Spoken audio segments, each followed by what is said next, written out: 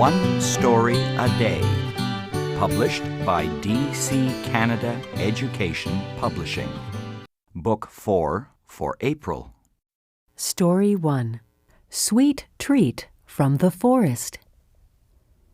Every year, when spring arrives, my father announces it's time to visit our uncle's sugar forest. This year, I invited my good friend Jasmine. "To a sugar forest?" she asked.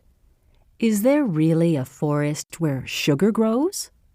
Her questions were funny, but I understood her confusion. She's from Africa. They don't have maple trees there, and you need maple trees to make maple sugar. "Well, not exactly," I explained, "but there is a certain kind of tree used to make sugar. It's called a maple tree." That spring Saturday morning, Jasmine and I were very excited. You could almost hear the snow melting. As we drove along, Dad told Jasmine about maple sugar. "In Canada, for a few weeks in spring, maple trees send a special liquid up from their roots to the top of the tree. This liquid is called sap. It's 98% water. The remaining 2% is a natural sugar."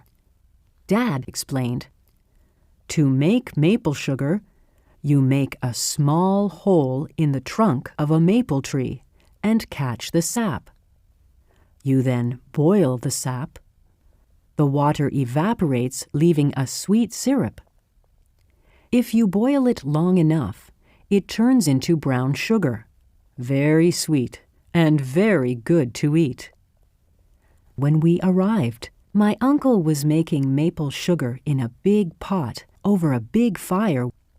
You could see the steam rising as the water evaporated. My father pitched in and helped.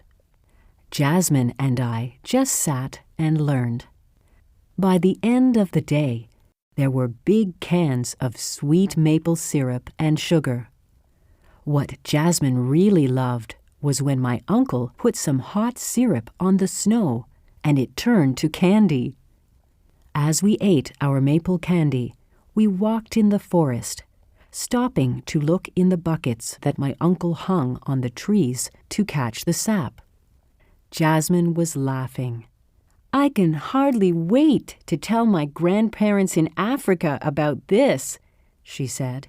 "I can't imagine what grandfather will say when I tell him I spent the day in a sugar forest."